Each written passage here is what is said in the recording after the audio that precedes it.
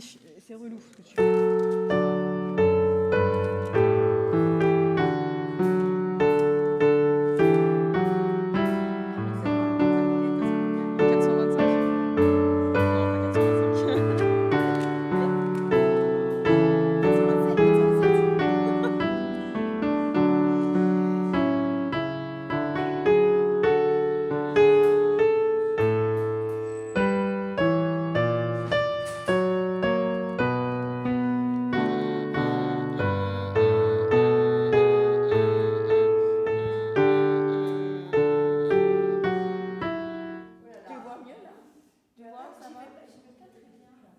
Tu vois pas. Ouais, c'est ça.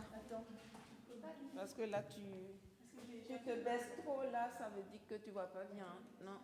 Non, juste hier et aujourd'hui. Pourquoi ça s'allume pas là? Si, La projection sur. La lampe qui est cassée. Non, mais les deux là. Les en deux. fait, elles sont. Mais en fait, j'ai tout allumé, Nathalie. Ah. Donc là, tu es en train de tout enlever. Et du coup, là, ça fait un faux contact maintenant. Donc il faut éteindre. Attends. Peut-être tu veux quelque chose ici, non? J'ai un peu de mal à dire. Ouais. Je veux bien voir comment ça s'allume parce que celui-là, je sais pas toujours.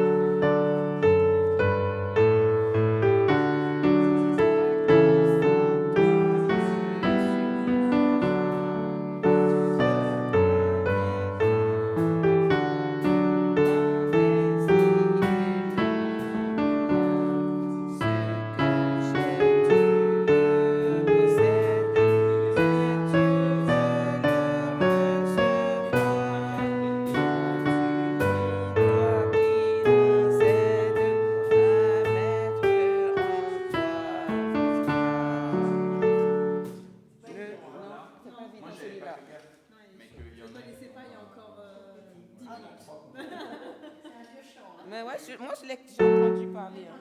Je l'ai entendu, mais c'est très longtemps ça. Ça y a très longtemps ça. Ça c'est bien, ça j'aime bien quand c'est l'or.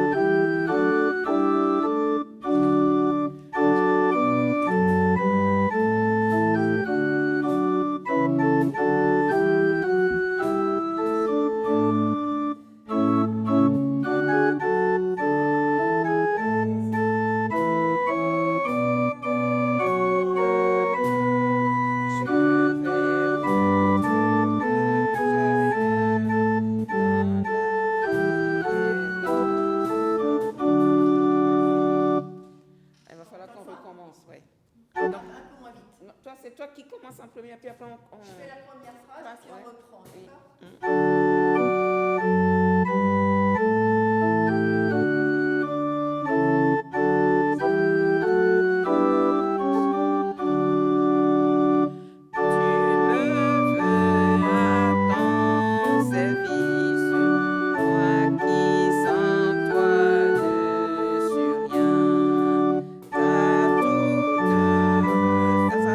Accomplisse ton désir et non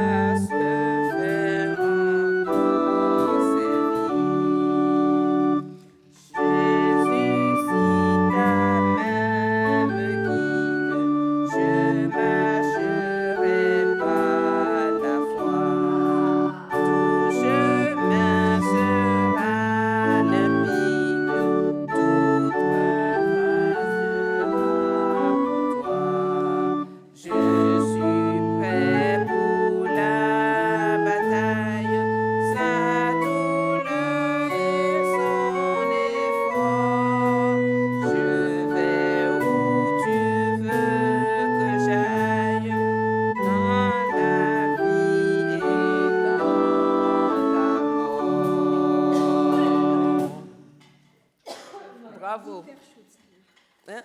Elle est hyper chaude, Noël. celle-là. Oui. Tu peux rappuyer sur les boutons là que je t'ai montré tout à l'heure, s'il te plaît. Je fais encore une fois ou pas? Oui, mais attends, tu n'as pas la lumière là. Attends. Ah, voilà. Et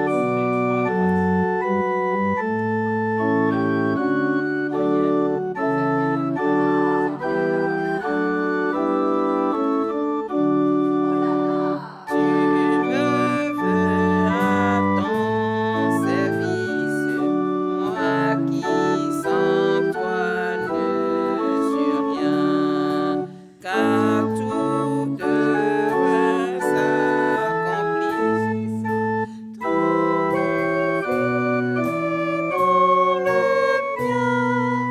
Ce que j'ai, tu le possèdes, mais tu veux le recevoir.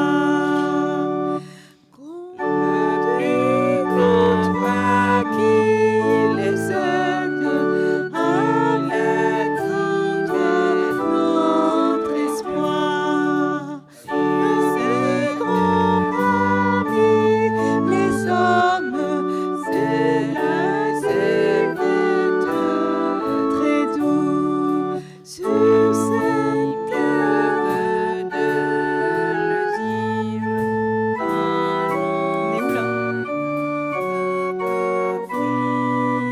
Confond ce cœur qui n'aspire qu'à se faire encore servir. ça va? Ça rentre? Oui, ça Ouais. rentre. Alors, Ouais.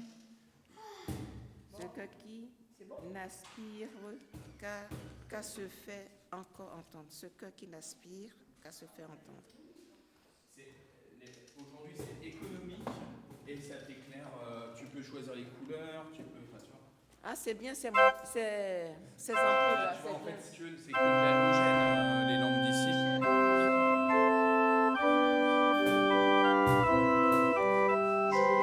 contre, tu fais pas ça pendant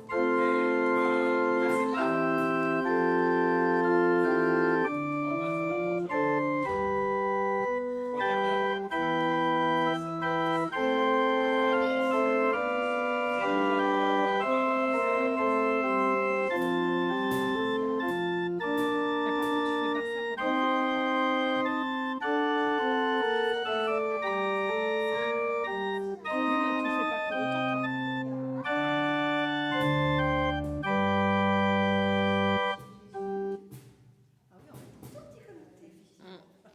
J'envoie un message pour dire que mon tel est à la Mais maison, va, ne s'il te m'appelez plaît. pas.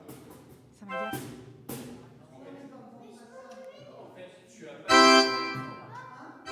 Il n'y a pas de jour indiqué, tu vois. Dans la chronologie.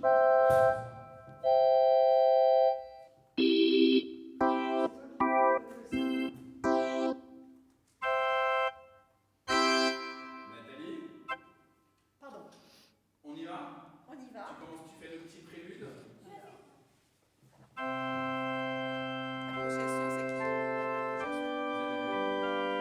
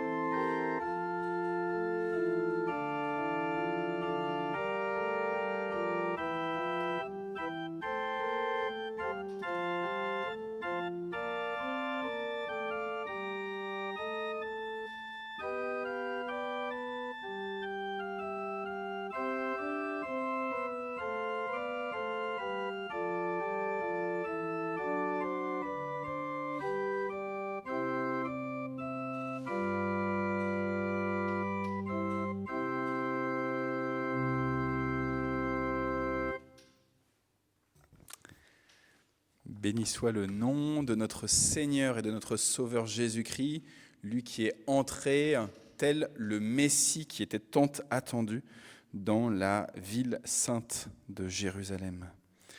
Béni soit-il, comme il a été béni, comme il a été acclamé, avec les cris de joie, avec les danses, avec ses vêtements, avec ses rameaux qui ont été posés devant lui, et comme il le sera à son retour. Soyez les bienvenus ce soir pour ce deuxième soir de nos célébrations de la Semaine Sainte.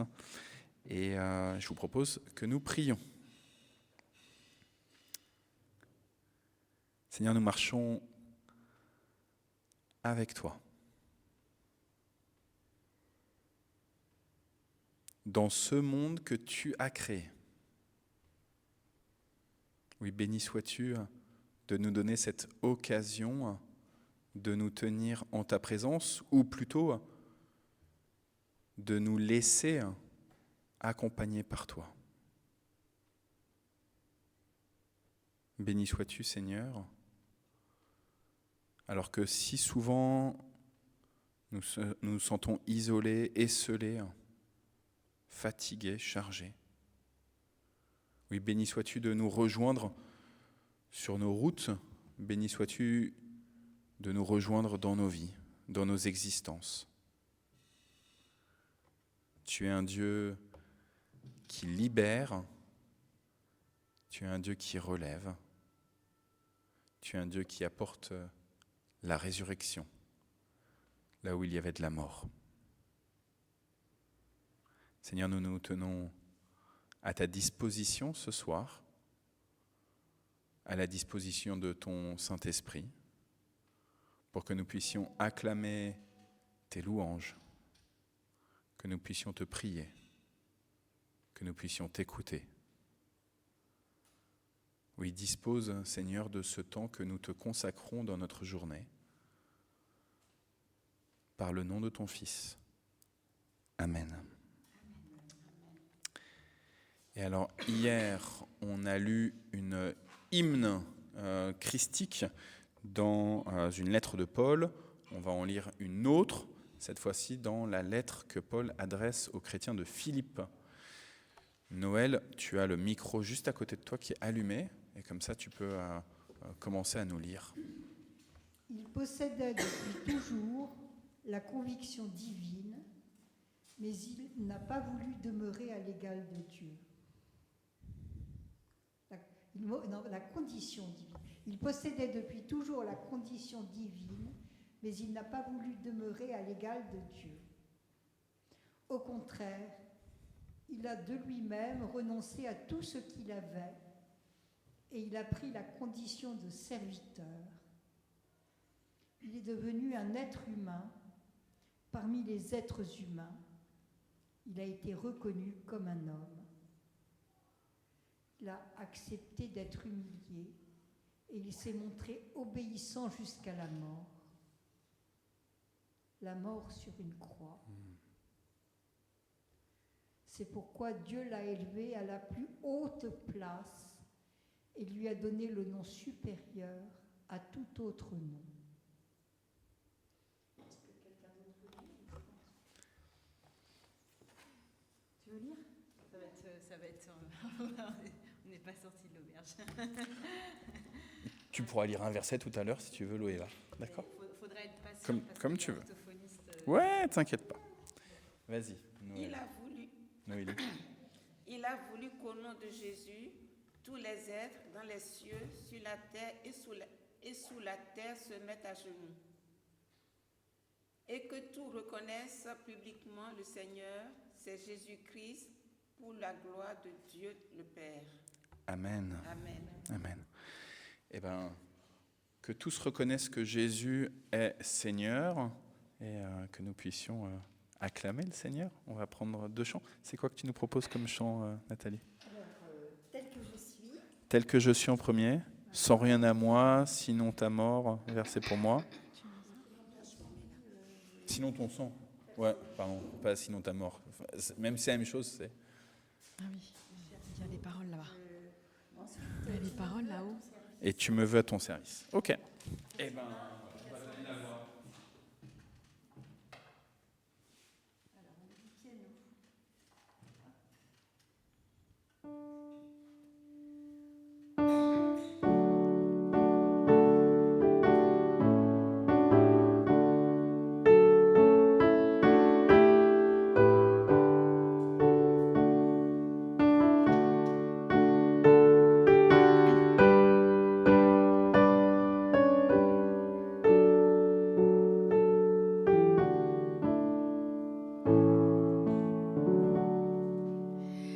Tel que je suis sans rien à moi, sinon ton sang versé pour moi et ta voix qui m'appelle à toi, agneau de Dieu, je viens,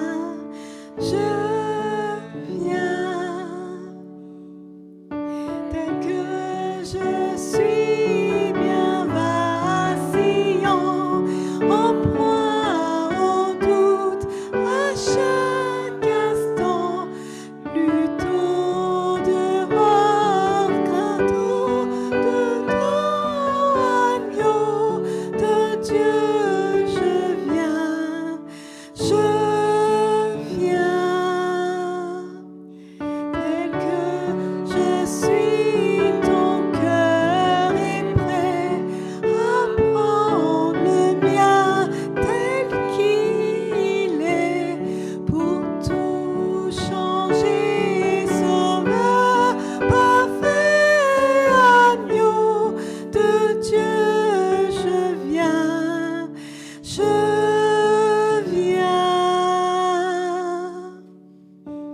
que je suis ton grand amour, à tout pardonner sans retour. Je veux être à toi dès ce jour, agneau de Dieu, je viens, je viens.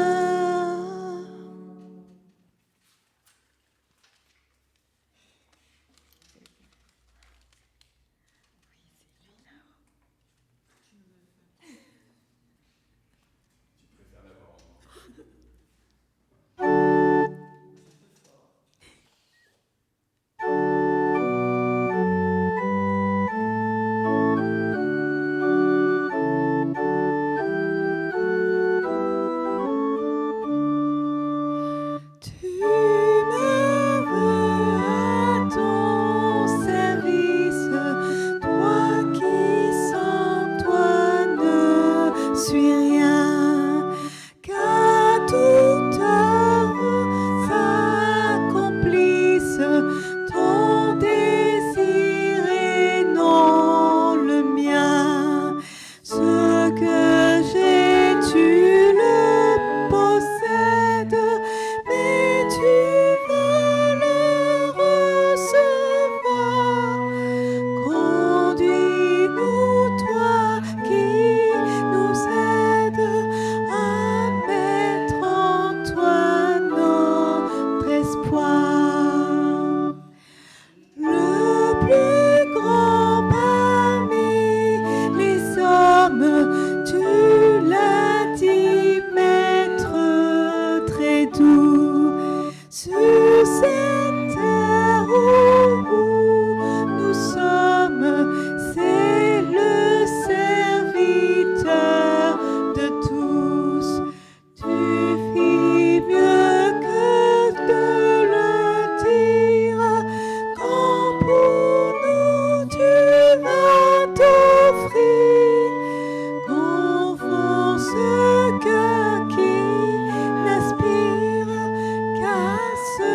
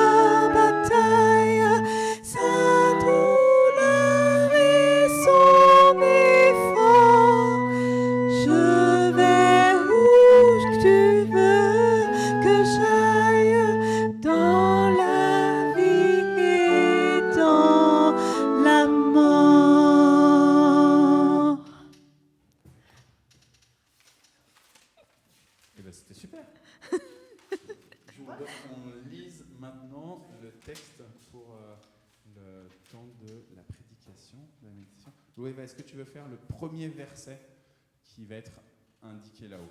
Tu veux essayer? Non? Bon, donne un. Cantique des degrés. Quand l'Éternel ramena les captifs de Sion, nous étions comme ceux qui font un rêve. Alors notre bouche était remplie de cris de joie et notre langue de chants d'allégresse. Alors on disait parmi les nations, l'Éternel a fait pour eux de grandes choses. L'Éternel a fait pour nous de grandes choses. Nous sommes dans la joie.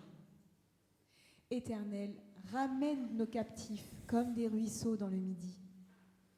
Ceux qui sèment avec larmes moissonneront avec chants d'allégresse.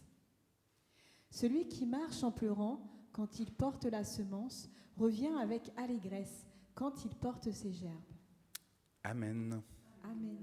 Merci beaucoup. Je te laisse garder le micro pour le mettre à côté de toi. Quand l'Éternel ramena les captifs de Sion, nous étions comme ceux qui font un rêve.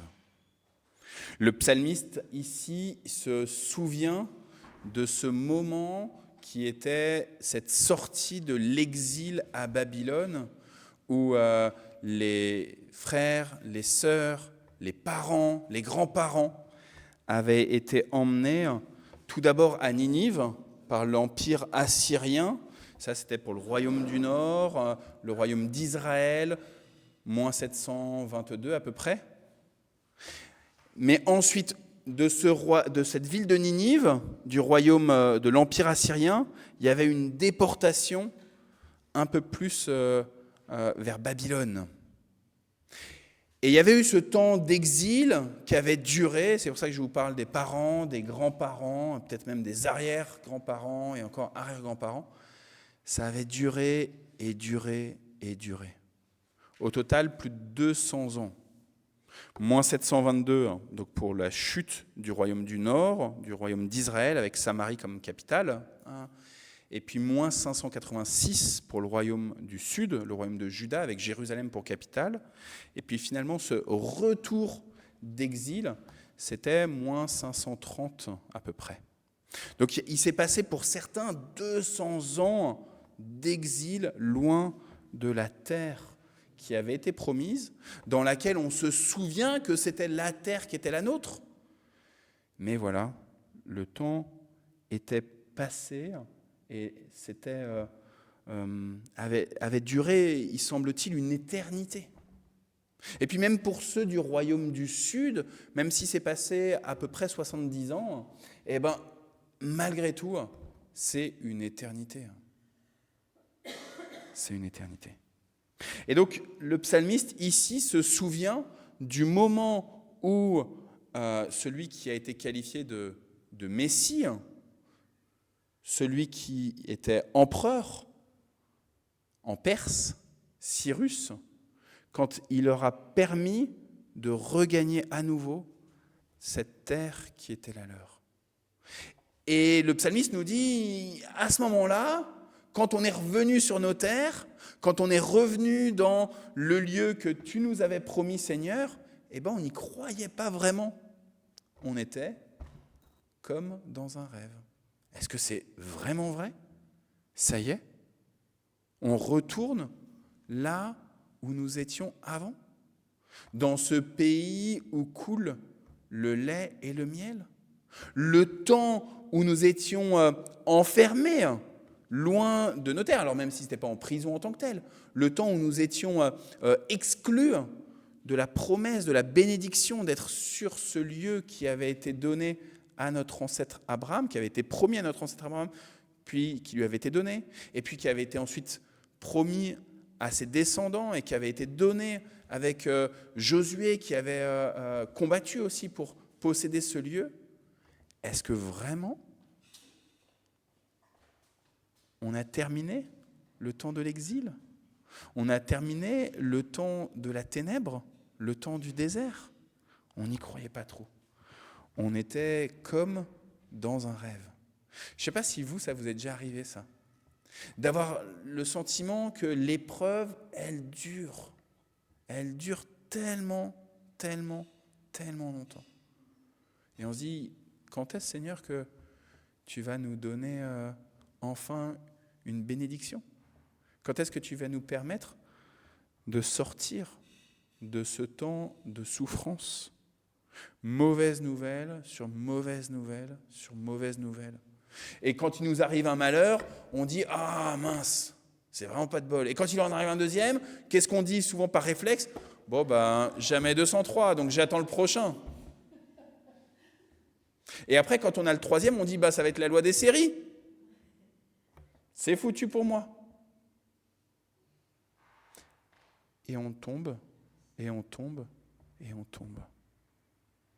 Et puis les moments où, enfin, le Seigneur nous permet de sortir la tête de l'eau, et je dis bien le Seigneur permet, parce que souvent ce n'est pas par nos propres forces qu'on y arrive, d'un seul coup, il y a une ouverture qui se fait. On se dit, mais est-ce que c'est vraiment vrai là ? Je suis un peu pessimiste peut-être, mais est-ce que c'est pas un peu le hasard là que j'ai l'impression que je m'en sors ? Est-ce que ça va pas me retomber derrière la tête là, que je vais me reprendre encore quelque chose, un petit malheur ? Est-ce que je peux vraiment y croire ? Et le psalmiste dit, nous étions comme dans un rêve. Pourtant, souvenons-nous que même en étant dans cet état de rêve, de songe, où on n'est pas certain si c'est vrai de vrai, il y a quelque chose qui ne ment pas, c'est les émotions que nous avons commencé à vivre en nous-mêmes. Et c'est intéressant que le psalmiste là dit « Notre bouche était pleine de cris de joie, notre langue de chants d'allégresse. » On est dépassé par soi-même, par les émotions. On déborde de quelque chose qu'on n'arrive plus à maîtriser. Il y a des moments comme ça où on ne maîtrise plus du tout cette joie, ce rire qui sort de nos bouches. Est-ce que c'est un rêve ou pas ? Ici, le psalmiste s'accroche malgré tout à ces émotions qui avaient été vécues. Là, pas de mensonge. Je l'ai ressenti au plus profond de mes entrailles. J'ai vécu ce temps de réjouissance à l'intérieur de moi. Ça me dépassait. C'était devenu presque un rire incontrôlable. Frères et sœurs, qu'il est bon ce moment où le Seigneur, par son esprit, nous envahit et fait qu'on n'arrive presque pas à s'arrêter de rire. Où on n'arrive pas à retomber dans le temps un peu de la tristesse, de quelque chose qui nous écrase à nouveau, mais juste on survole, on plane. Béni soient ces moments-là. Et puis, le psalmiste poursuit. Lorsque nous étions pleins de ces rires de nos bouches comme ça, que nous étions dans une telle extase, alors les autres nations nous ont vus. Elles ont constaté à travers nos rires ce qui nous arrivait. C'est intéressant parce que à ce moment-là, les Hébreux, quand ils reviennent à Jérusalem, quand ils reviennent sur la terre de Canaan, ils ne sont pas sûrs si c'est vraiment... D'abord, dans quel état ils vont retrouver la terre ?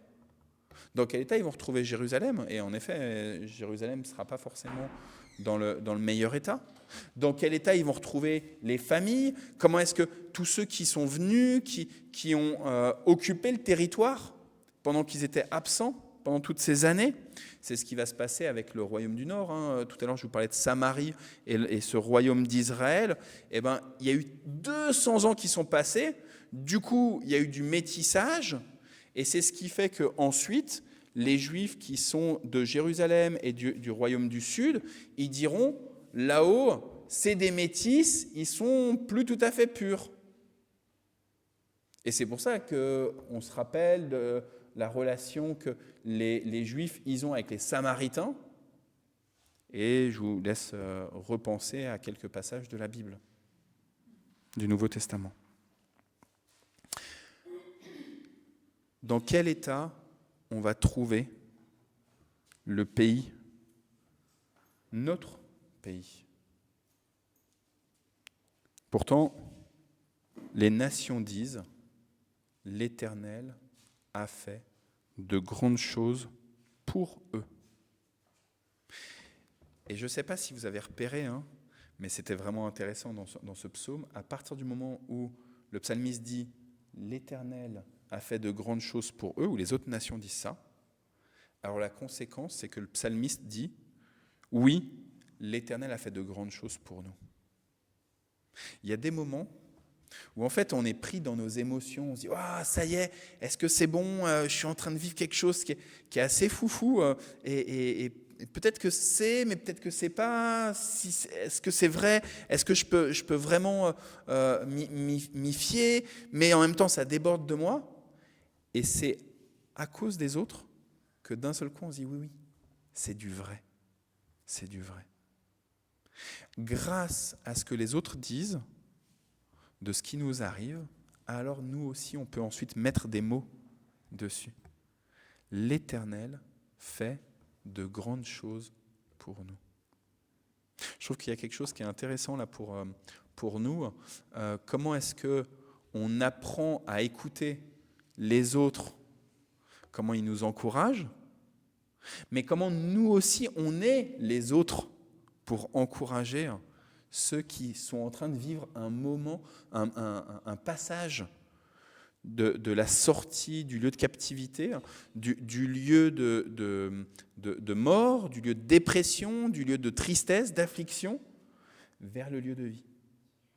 Comment est-ce que je suis, moi, avec d'autres, les nations qui disent « l'Éternel a fait de grandes choses pour toi ».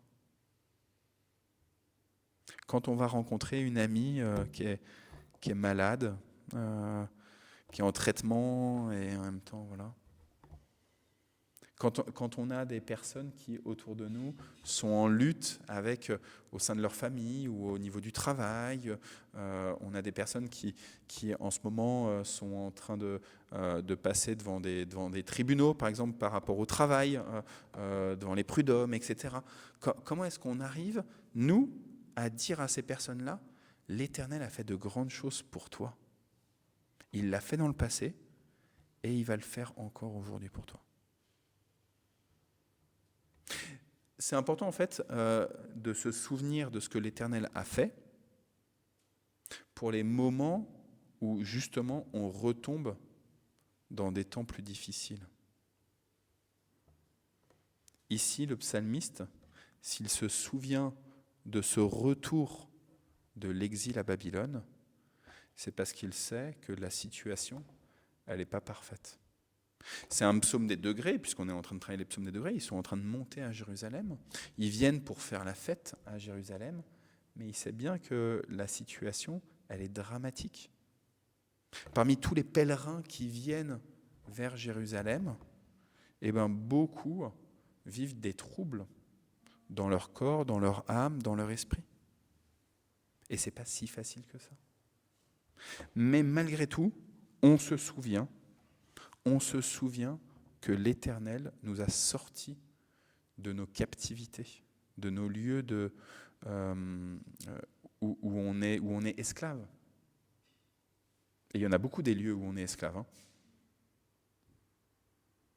Et du coup, on en arrive au verset 4 qui dit « Éternel, ramène nos captifs. Ramène nos captifs aujourd'hui. » On se souvient et on dit à Dieu « Tu as fait de grandes choses. » On s'en rappelle. Ce qu'on a vécu, c'était pas faux. On l'a senti dans nos tripes. D'autres l'ont dit et on a pu nous aussi formuler. Souvenez-vous des moments où dans votre existence, vous avez pu dire un grand oui à Dieu. si vous avez reçu le baptême en étant adulte, ou en tout cas en capacité de dire oui, eh ben, le moment du baptême, c'est clair. Mais en fait, ce n'est pas que ce moment-là. C'est tous les moments où dans notre vie, eh ben, on passe d'une situation ténébreuse à une situation lumineuse. Et où on se souvient et où on s'accroche. Oui, je l'ai vécu.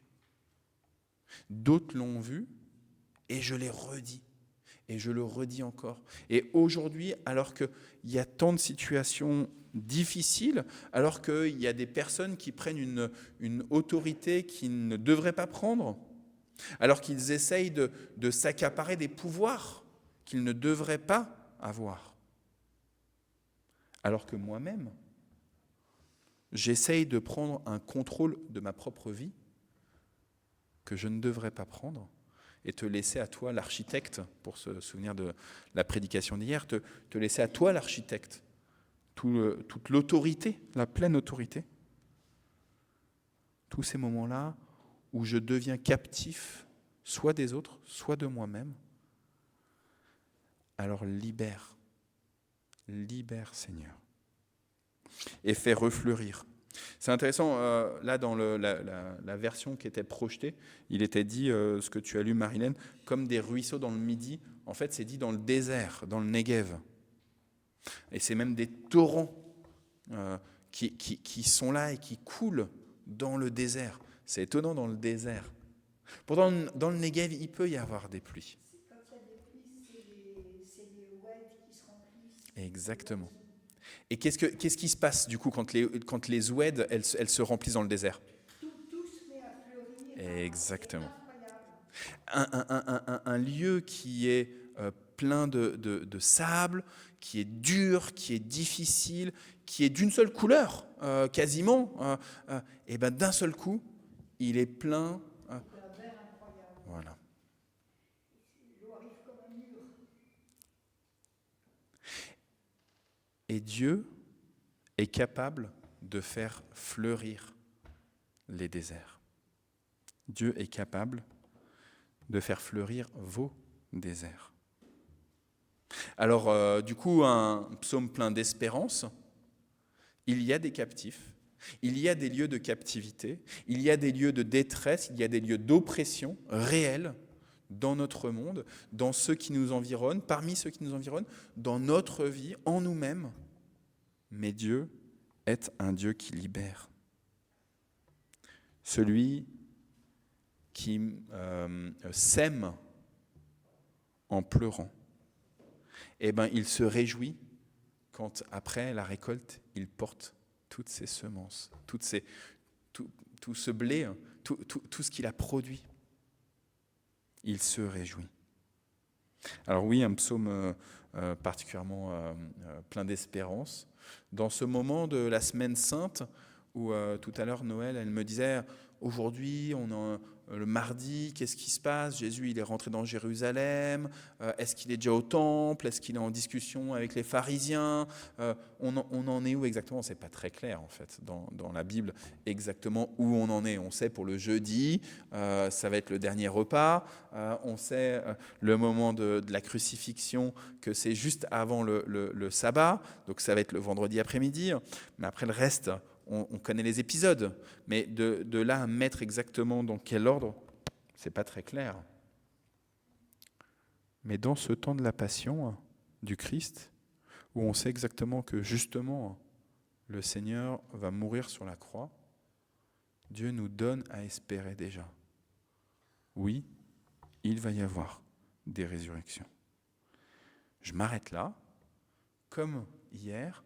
Si vous avez envie de réagir, soit un verset qui vous a parlé, soit quelque chose qu'on a dit, c'est à vous la parole. Si tu veux dire quelque chose, Marilène, vas-y.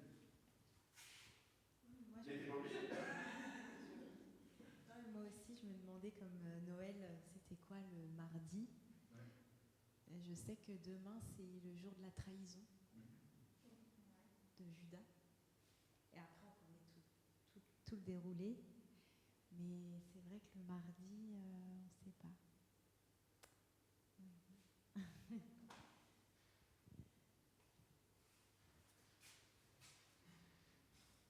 pas obligé. Hein. Isabelle, même si tu es derrière l'ordinateur, tu peux aussi, hein, si tu veux dire quelque chose, si vous vous sentez inspiré. Eh ben, on espère qu'on va refleurir. Hein. Seigneur, fais-nous refleurir tous ensemble et fais-nous refleurir en ton nom.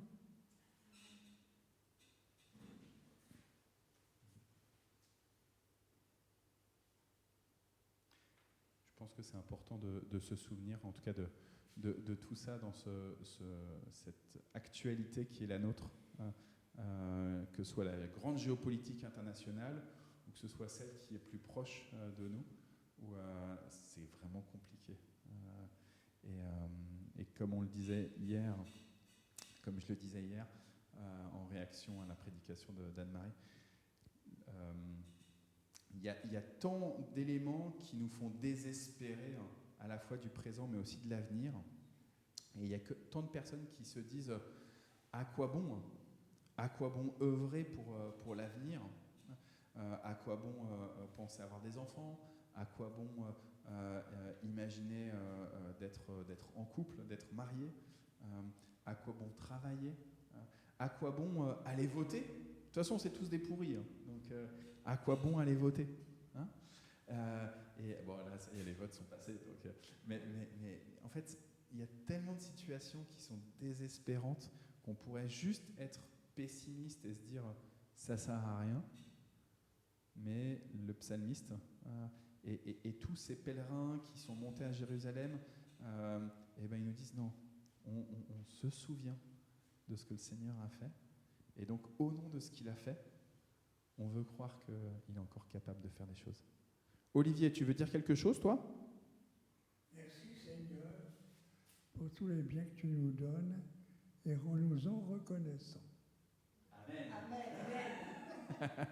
Ça, c'est la parole du sage. Merci beaucoup, Olivier. Alors, je vous propose qu'on entre dans un temps de prière et d'intercession, justement. C'est important de prier pour ces situations qui sont difficiles. Hier, je vous ai parlé du fait qu'il y avait Anta aussi qui parlait on parlait de Martine, qui avait un rendez-vous au tribunal aujourd'hui. Et je l'ai croisée dans la rue tout à l'heure. Et je lui ai dit, faut que tu mettes un mot. Et elle était très contente de la décision du tribunal. Donc voilà, elle avait justement la joie au cœur. Et donc on bénit le Seigneur pour ces moments de joie. Et que ça puisse être aussi pour elle un encouragement, mais aussi une responsabilité qu'elle comprenne. Donc voilà, on bénit Dieu pour ces prières-là. Est-ce que vous avez des sujets de prière que vous voulez évoquer ? Moi, j'aimerais bien prier pour Mantes-la-Jolie parce que j'ai cru voir, le maire a changé. Oui. Et qu'il y a beaucoup de tensions du coup. Voilà. Ouais. Et l'ancien maire avait été malmené quand il est sorti de son mandat. J'ai vu à la télé. Et voilà. Et donc, c'est ma ville de naissance également. C'est la ville où il y a mon temple et tous les frères et sœurs. Et rien que pour ça, je voudrais prier pour cette ville de Mantes-la-Jolie. J'espère qu'elle est en bonne main. En tout cas, on proclame, Marilène, qu'au-delà des maires, au-delà des conseils municipaux, Mantes-la-Jolie, elle appartient à Dieu. Et que Dieu, il sait exactement tout du destin de Mantes-la-Jolie. Il sait quand il y a telle personne qui va être choisie, et on se réjouit avec ceux qui se réjouissent, on pleure avec ceux qui pleurent, et on accompagne et on prie pour toutes les autorités. Donc c'est très juste, il faut prier, et prier pour tous les administrés de cette cité terrestre qui est Mantes-la-Jolie, ceux qui sont très heureux, qui ont plein de rire à la bouche justement, et ceux qui sont dépités, tous on doit les accompagner. Oui. Bien, toujours pour Mathéo, pour Chloé, pour sa famille. Et puis pour la fille d'Arlette, pour Béatrice. Ok.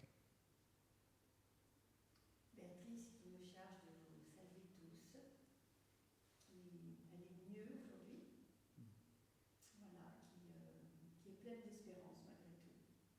Je crois qu'elle est justement le fait de s'appuyer sur sa foi l'aide énormément et elle reste comment dire sereine. Je trouve qu'elle est assez sereine. Je crois que c'est ce qu'on peut demander le mieux au Seigneur, c'est de l'accompagner le mieux possible, quelle que soit l'issue. Il sait exactement s'il y aura un miracle de guérison physique, si c'est un temps aussi de guérison aussi spirituelle, dans les choses qui doivent être, sur lesquelles il doit y avoir des guérisons. Et puis voilà aussi que de toute façon l'issue, elle est entre de bonnes mains. Elle est entre de bonnes mains. Et elle le sait, et je pense que ça l'aide beaucoup, ça la sauve. Ok. Pas d'autres sujets? On en a beaucoup, il y en a trop. Déjà pour la paix dans le monde, parce que on continue à espérer la paix et la paix pour tous les êtres humains et la paix dans le cœur de tous les êtres humains. La paix physique, mais aussi la paix intérieure, l'envie de paix, l'envie de... C'est plus difficile. Je vous rappelle juste, bibliquement, en tant que chrétienne et chrétien, en fait, il n'y a qu'une seule personne qui donne la paix. Oui, c'est Jésus. Et souvent dans le monde, on espère qu'il y a des agents de paix, et on est appelé nous-mêmes à être des porteurs de paix. Mais le seul qui profondément peut donner la paix et qui dit, il insiste, je vous donne la paix, je vous laisse ma paix, non pas comme le monde la donne, c'est Jésus. Et du coup, tu vois, pour moi, il y a vraiment un sujet d'espérance que Christ, il donne une paix profonde, mais aussi que les êtres humains reconnaissent que s'il n'y a pas Christ, en fait, ça sera des petites paix.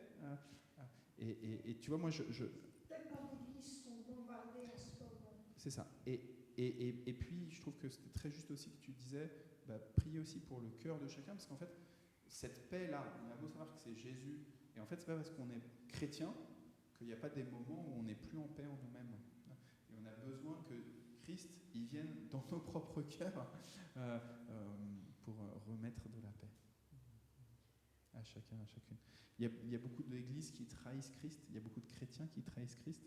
On nous-mêmes, nous là, souvent on trahit Christ comme le porteur de paix. Donc, ok. On prend un temps de prière. Donc soit on peut élever la voix, soit on peut le faire dans notre cœur, et on clôturera avec le Notre Père si vous voulez.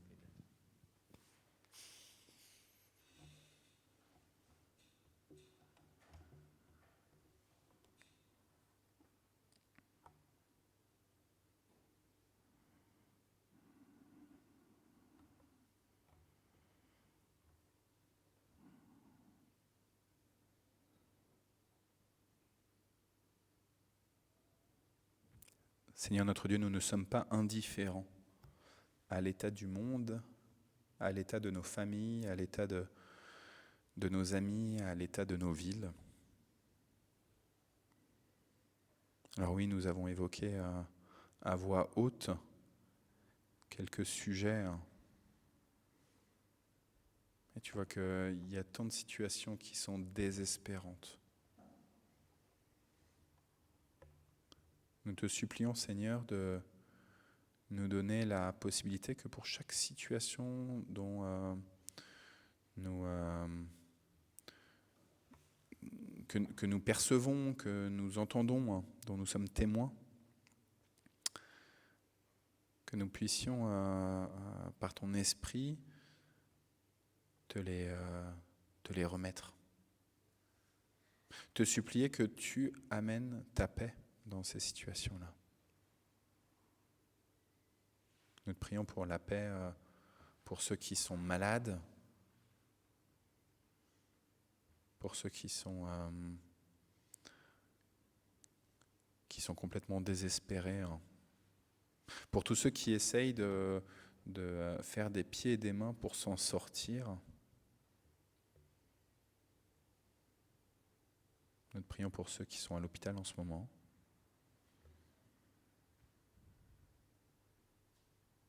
Nous te prions pour ceux qui vivent dans la précarité, ceux qui vivent dans la rue, ceux qui n'ont pas de quoi se nourrir. Nous croyons, Seigneur, que tu es celui qui donne le pain pour chaque jour. Alors oui, s'il te plaît, donne-leur la possibilité de demander.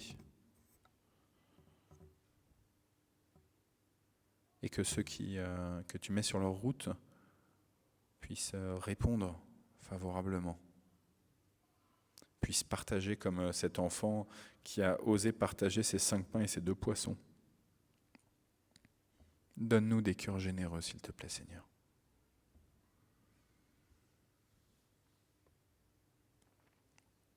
Oui, tu es un Père généreux.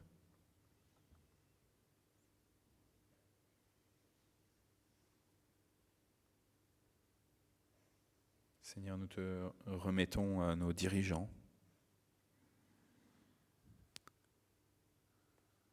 Donne-leur d'être des serviteurs. On l'a entendu tout à l'heure dans cette lettre de Paul aux Philippiens.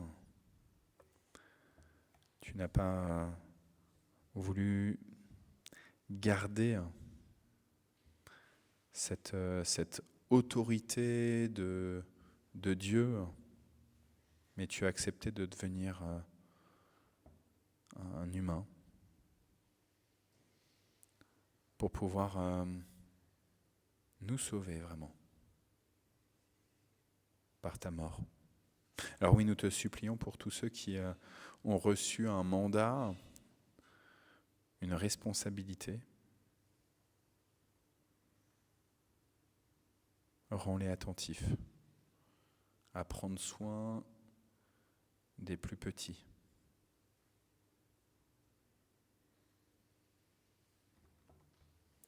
Et ensemble, nous te prions, Seigneur notre Dieu, selon les mots que Jésus a appris à ses disciples.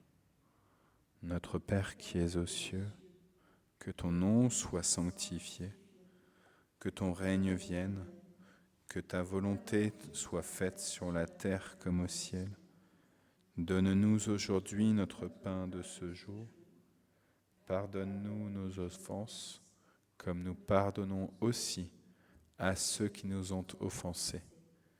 Et ne nous laisse pas entrer en tentation, mais délivre-nous du mal, car c'est à toi qu'appartiennent le règne, la puissance et la gloire, pour les siècles des siècles. Amen. Amen. Je propose qu'on prenne le dernier chant, le 3e chant que tu nous proposes, Nathalie. Je crois que c'est « Entre tes mains, j'abandonne ». Et puis après, on prendra la bénédiction.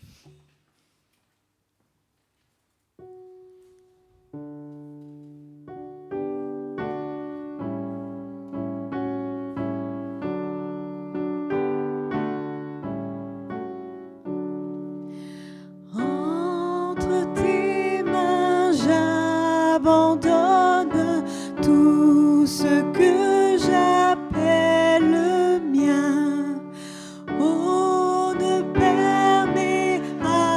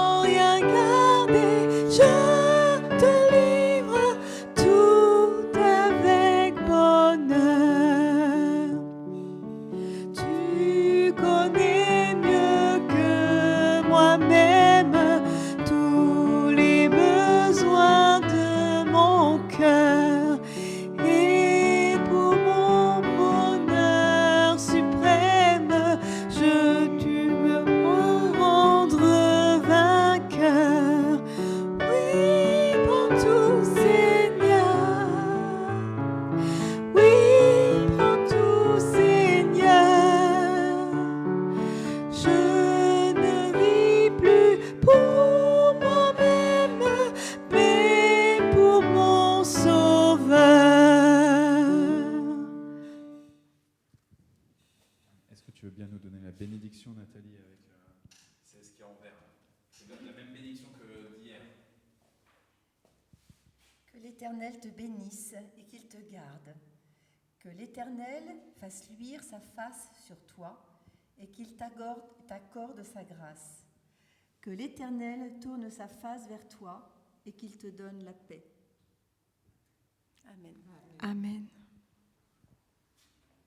Est-ce que tu aurais un dernier juste pour clôturer Un petit jeu musical Je sais pas, faut que je regarde.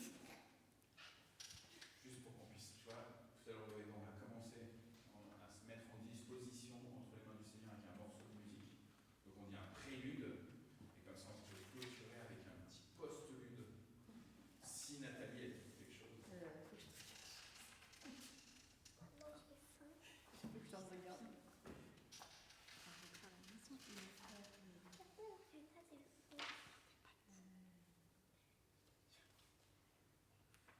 Facile à déchiffrer.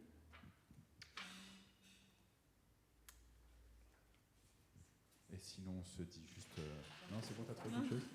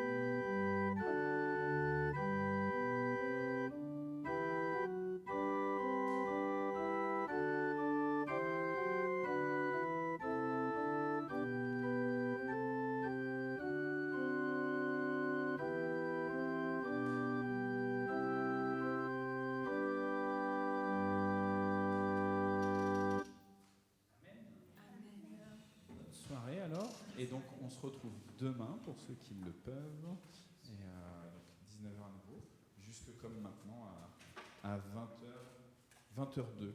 Hein. Donc, voilà. Bonne soirée. Merci, Lisa, pour